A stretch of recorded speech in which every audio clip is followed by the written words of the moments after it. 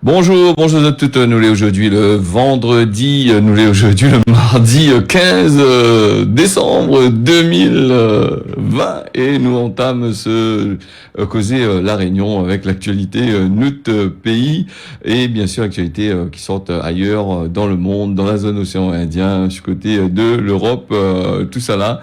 Et nous va parler du Covid-19 qui refait son apparition là dans les journaux avec les nouvelles qui vient nous de la préfecture de La Réunion avec un décès et 103 nouveaux cas que l'a été confirmé en 3 jours à La Réunion entre le 12 et le 14 décembre. Alors donc le patient qui était âgé de 70 ans, c'est la personne qui est décédée. Et puis nous avons aussi les 99 autres cas a été maladie investiguée, l'entendre rodé où ça ils sortent, l'a trouvé que ils sortent ici La Réunion, 90 et les 9 cas l'entraîne d'essayer de voir où ça ils sortent ces affaires là. Un peu ils sortent en dehors bien sûr, qui arrive ici La Réunion. Zotler toujours sur Télécréole, mais remercie à Zot d'être là avec nous, que ce soit sur les réseaux sociaux ou sur YouTube tout à l'heure et sur Télécréole en direct. Et nous commençons aussi avec la convention qui a été signée entre le département et la Civis pour lutter contre la dengue, entre Cyril Melchior du département et Michel Fontaine, le maire de Saint-Pierre, que nous écoute tout de suite.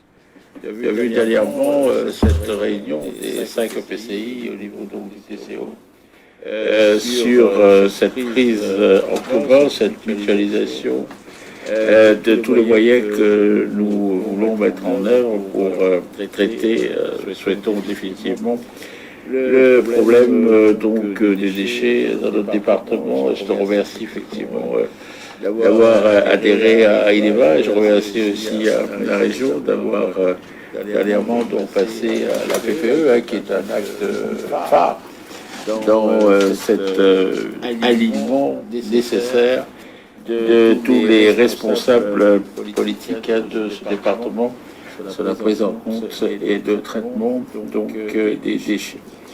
La collectivité a pris un certain nombre de mesures dans les domaines de compétences qui visent à soutenir l'activité économique et l'aide donc aux plus vulnérables. Et c'est le sens d'intervention du département et de la Civis à travers la convention que nous allons donc signer. Je voudrais quand même vous dire que malgré cette période de confinement, l'apport des déchets au niveau de l'ISDND, mesdames et messieurs, a augmenté de 8 à 10%, ce qui est donc considérable lorsqu'on sait que le temps de vie qui reste effectivement donc à l'enfouissement, puisqu'il sera complètement terminé dans 2 ans et dans d'autres collectivités dès l'année prochaine. Donc je salue bien entendu l'initiative de ta collectivité qui souhaite accompagner les intercommunalités dans la Civis dans la lutte antivectorielle avec 2 foyers forts, qui est le foyer donc de Saint-Louis et le foyer donc de Saint-Pierre, en amplifiant les moyens mis en œuvre sur notre territoire. L'épidémie de Covid, malheureusement, nous a fait oublier à tort notre fléau qui est l'épidémie de dengue. Et les chiffres sont alarmants. 40 000 personnes ont contacté la dengue entre 2017 et 2020.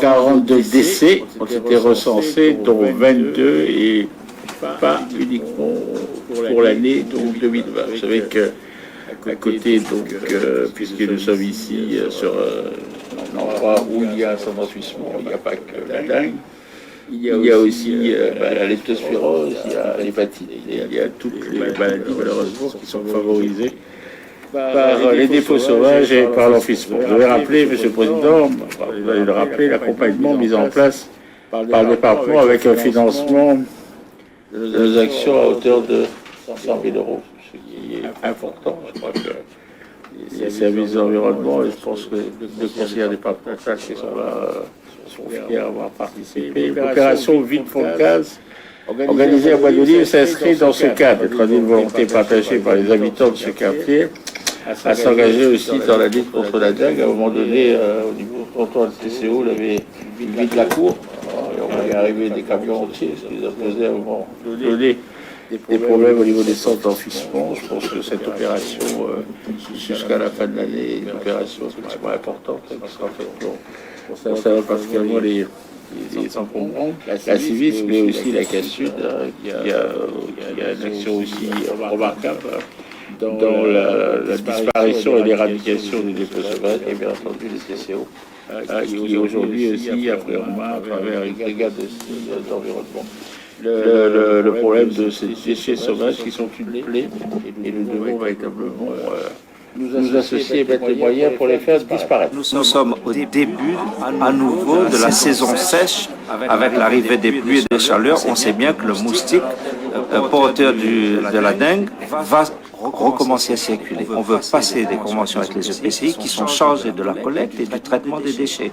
Et lorsqu'on accorde une subvention à l'EPCI, à la Civis, on va le faire aussi aux 4 autres intercommunalités de l'île. Et nous, le département, on veut protéger nos grands moines, on veut protéger les personnes qui sont fragiles sur le plan de la santé, en ne les exposant pas au virus de la dengue. Il y a déjà le virus Covid-19. Mais là, avec l'arrivée des chaleurs, c'est la dengue qui risque de repartir. Donc c'est pour cela que nous avons entamé ce travail avec les EPCI pour faire en sorte que la Réunion soit plus propre, qu'on enlève ces tas d'ordures, ces carcasses de véhicules, ces vieux pneus qui sont des gîtes larvaires potentiels. Et donc le travail en commun sera plus efficace. C'est pour cela que nous travaillons avec la Civis aujourd'hui. Le dossier a été étudié depuis des années par les intercommunalités. La Civis a été très volontariste en la matière. Il faut savoir qu'un dossier comme celui-là ne se conçoit pas sur une année. Et c'est pour cela que nous avons réintégré ILEVA. Non pas au titre de la compétence traitement des déchets, puisque cette compétence n'appartient pas au département, mais parce que nous sommes responsables de la gestion des espaces naturels sensibles, qui sont comme son nom l'indique, des espaces à protéger, à préserver, et on ne peut le faire par un travail en commun. Et ce travail passe par les intercommunalités, et notamment. Voilà, l'intervention de Cyril Melchior à Saint-Pierre avec Michel Fontaine, le maire de Saint-Pierre, justement sur les problèmes de dengue là. Cyril Melchior était aussi sur le côté du Casse-Sud au tampon la semaine dernière, pas trop longtemps, pour parler justement des épidémies de dengue, tout ça là, pour essayer d'enrayer tout ça avec des subventions que l'a été bien sûr donné. Un rassemblement qui est prévu aujourd'hui mardi dans le secteur de l'événementiel, parce que ils sont fatigués d'essayer de bataille dans ces affaires-là et pas trop être écoutés, puisque les plans mis en place par le gouvernement, y avantagent pas Jot du tout, donc Zot des prix d'un malisé pas possible. Donc aujourd'hui, Zot a décidé de rassembler Zot devant la préfecture, c'est-à-dire nous l'est bien le 15, de montrer que Zot l'est toujours là. Il faut pas trop oublier Zot. Et c'est vrai que avec l'épidémie de Covid-19, c'est un secteur que l'a gagné des problèmes quand même un peu plus que les autres, mais dirais après. Comme il dit, presque tous les secteurs a gagné, donc tout y dépend de affaires où ça travaille dessus.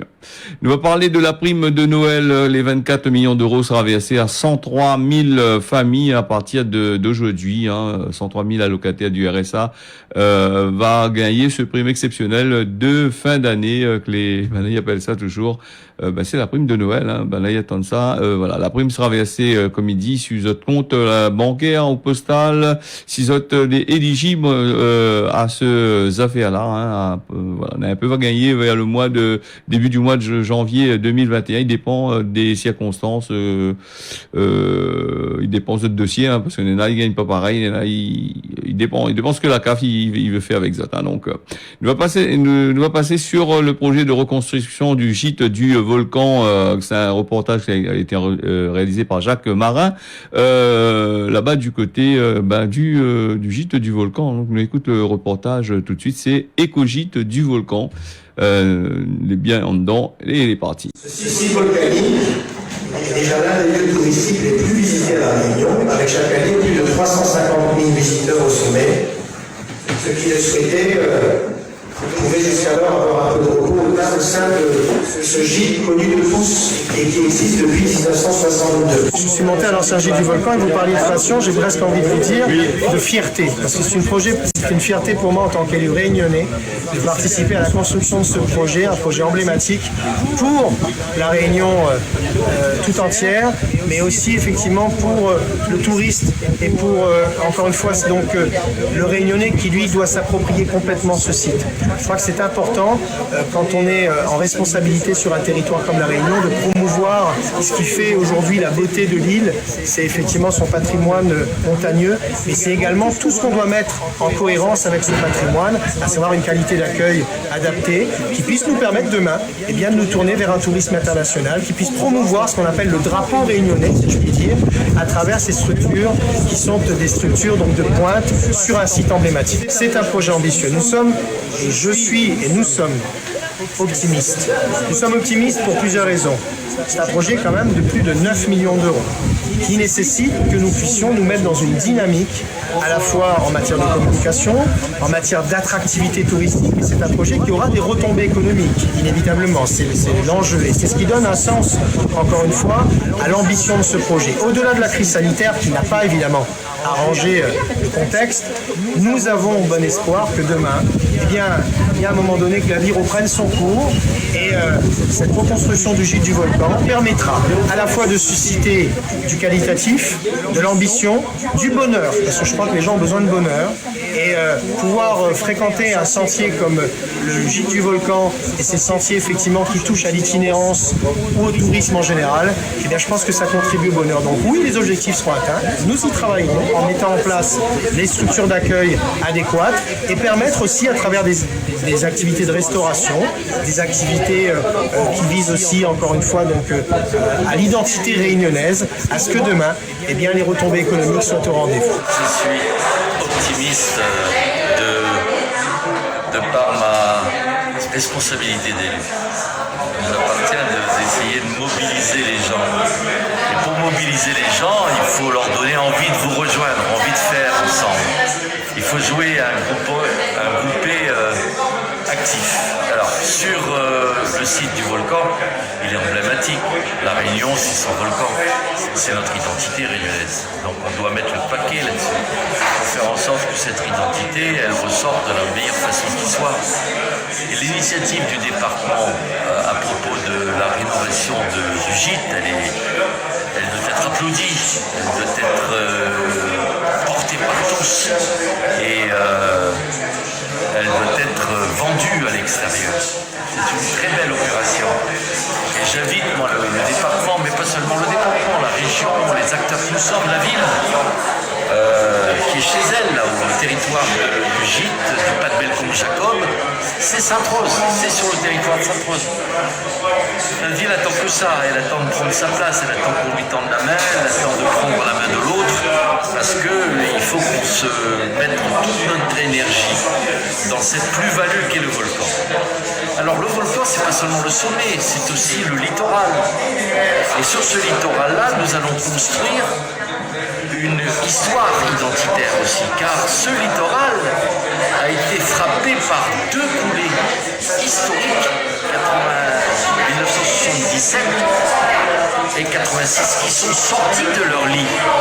Donc cette histoire, elle nous appartient, elle est riche d'intérêt pour ceux qui le visitent. Donc il faut mettre ces drames, entre guillemets, que les Réunionnaises et les Réunionnais ont vécu en 1977 à Sainte-Rose, mais aussi à Saint-Philippe en 86.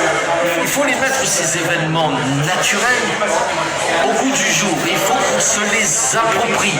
Il faut qu'on raconte autour l'identité réunionnaise. C'est ce qu'on est en train de faire avec la région ou avec le département là sur la reconstruction du gîte, avec la région sur on va créer une sorte d'interprétation du volcanisme littoral à Sainte-Rose. On va l'inaugurer là dans les mois qui viennent. Une manière de dire aux Réunionnais, voilà votre bien de fond, reprenez-le pour vous, soyez fiers de votre bien de fond, de votre patrimoine, vantez-le, portez-le avec nous. Et plus on sera nombreux dans cette démarche-là, et plus la Réunion en retirera un profit, un mieux-être. Et dans l'intérêt sur le domaine touristique, par exemple, du développement de l'emploi, on a un grand qui se passe là. Mais il faut y croire, il ne faut pas être défaitiste. La crise qu'on vit là, il faut qu'on apprenne à rebondir à partir de cette difficulté-là. Voilà, rebondir comme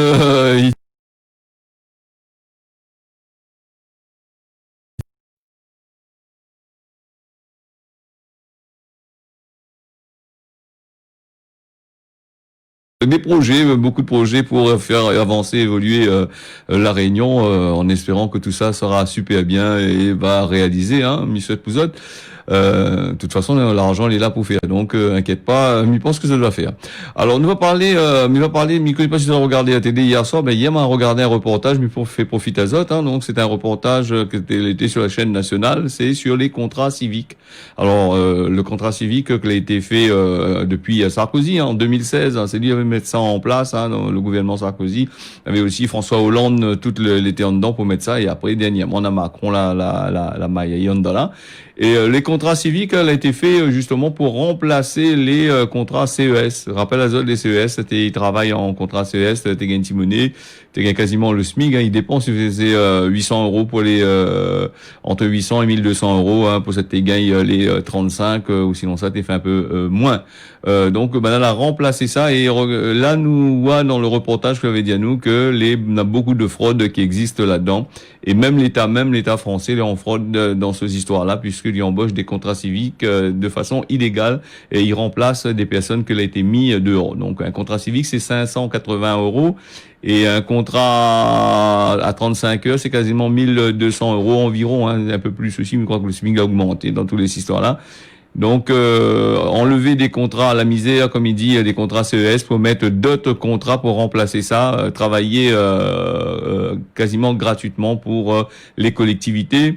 En tête, nous avons la Poste, nous avons la NPE qui embauche toujours des contrats civiques. Hein. Ben là, les dedans, nous avons les sous-préfectures qui embauchent et les préfectures qui embauchent ça. Hein. Et puis des structures administratives qui utilisent la solidarité Pouzotte, hein, la solidarité. Donc c'est un peu comme faire travailler les personnes au noir, hein, donc si nous réfléchit bien.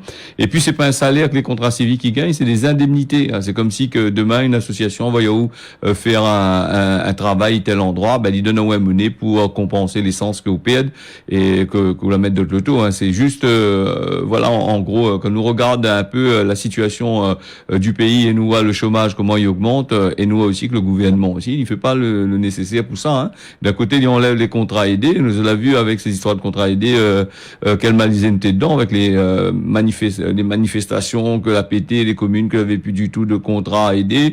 Alors, et même maintenant, on la rabat Azote sur un contrat à la misère encore plus faible encore, la solidarité nationale, avec de la pub à grand renfort pour justement faire travailler des gens à moindre prix. Alors donc, après, nous parle de la misère dans le monde, ben, là, nous avons une misère encore pire, encore ici à la Réunion, là. Et pareil que la Réunion en France aussi, hein, partout est pareil, là, dans cette histoire de contrat civique. Alors, je devrais aller faire un contrat civique, mais défendre pas autres, hein, tu peux aller faire, hein, tu peux aider la nation, comme il dit. Bon, nous ferme cette parenthèse-là, nous va revenir sur la panne générale du service de Google, après Facebook, il y a 2-3 jours de ça, c'est le tour de Google, que la gagné ce panne générale, hier, lundi, 14 décembre, hein, l'a pas trop impacté la Réunion quand même, hein, l'a impacté plutôt ailleurs. Alors le service messagerie, plateforme de YouTube, tout ça là a été concerné. C'est vrai que hier matin t'es ramé un peu YouTube, hein, ici, et donc voilà, était quasiment impossible de connecter, ou sinon s'envoyer des fichiers.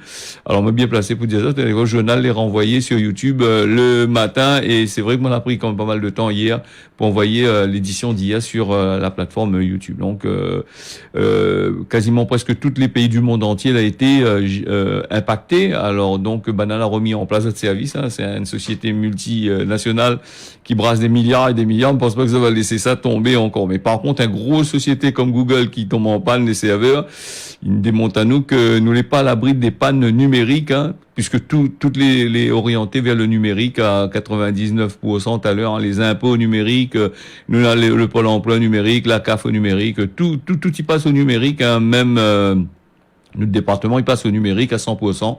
Et comme il dit souvent, le jour où on aura une panne vraiment numérique assez conséquent, c'est là que nous va voir le café noir nous sera dedans parce que les gens les plus habitués à écrire et les plus habitués à travailler, hein. Donc ils enlèvent des personnes dans des postes pour mettre du numérique à la place, pour mettre des ordinateurs. Alors un bug dans le numérique qui fait le travail de 20, 30, 40 personnes, hein. Voilà en gros le système. Nous avons l'occasion de reparler si vous êtes intéressés, envoyez-moi un petit message au 006 157 et puis c'est grâce à Zot aussi que nous fait ce journal là, ce causé là parce que bon bah quand Zot envoie nous des messages, mais il traite les messages et puis moi un peu quel type d'affaires que Zot veut nous parle et à ce moment nous parle de ça. Cancer, il rétablit m'avait dit Zot, ça y est, il rétablit son liaison entre La Réunion et Mayotte, hein. Donc la compagnie ce compagnie là lui va faire pour les Mayotte, les Maoris là qui doit rentrer dans Zot, ils sortent de Paris en France là-bas, il arrive Mayotte, Zot sera obligé de faire escale à La Réunion vu que l'aéroport de Mayotte n'est pas assez conséquent pour accueillir le super avion que Zot l'a acheté, hein. Il faut que Zot y attende vers 2023 pour pouvoir élargir la piste, hein, étendre la piste sur 2500 mètres, si je me trompe pas, dans les affaires là. Nous va passer avec Saint-Paul. Nous avons des informations pratiques parce que l'intéressant, parce que des gens y aiment lire encore, on a des gens y aiment lire encore. Donc, par exemple, sur Saint-Paul, les bibliothèques, les fermer pour inventaire bientôt. Là, mais dans un petit peu les dates, hein. C'est le service culturel de la ville Saint-Paul qui informe à nous ça, hein, qui dit à nous le calendrier. Du côté de la bibliothèque du Bois de Neuf, sur 14 au 19 décembre, médiathèque Le Comte de Lille, 21 au 2 janvier. La bibliothèque du Guillaume, ce sera du 4 au 9 janvier. Et puis, nous avons aussi la bibliothèque de Pato-Caillou, du 18 au 30 janvier.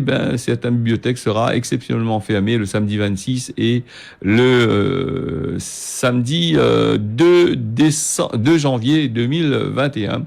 Ah oui, c'est la veille, c'est Noël. Anne, c'est la veille, c'est Noël. L'autre, la veille, c'est jour de l'an. Donc, les gens, ils travaillent pas il faut reposer les autres un peu, ça a bien fait la fête, là, hein. Donc, ça, c'est pour les fins d'année. Et puis, il y en a aussi les marchés forains, sera décalé, hein, que ce soit sur Saint-Paul, mais donne les autres 7 Saint-Paul, parce qu'on a récupéré 7 Saint-Paul, hein, si les autres communes, service, la communication, et entend nous, envoyez-nous les bonnes machins, il suffit de contacter le numéro que Nina qui affiche, hein, donc là, pas de souci. Alors, marché forain sur le front de mer de Saint-Paul n'aura lieu exceptionnellement le jeudi 24 et le 31 décembre, de 7h à 18h. Et puis le samedi 26 décembre et 2 janvier sera comme d'habitude, les horaires, ils changent pas. Donc, alors, nous va passer avec, nous revenir un petit peu là sur les radars tourelles, hein, avec normalement qui doit être mis en fonctionnement à partir du 16 décembre, c'est-à-dire demain. Mais un peu là a été mis un petit peu en avance, hein, donc. Pour tester. On aura aussi des radars factices aussi, hein, on va mettre aussi, hein, donc ils ressemblent un peu certainement à d'autres radars tourelles pour faire peur de monde. Alors les radars tourelles qui a été installé nano tampon, rappelle la balance la peinture dessus sur 4 voies, a créé un embouteillage incroyable depuis tampon jusqu'à Saint-Pierre pour de monde regarder. Et puis nous avons aussi cette Pierrefonds que Banal a mis en place après trop longtemps, le Mounirou 50 comme on avait dit hier.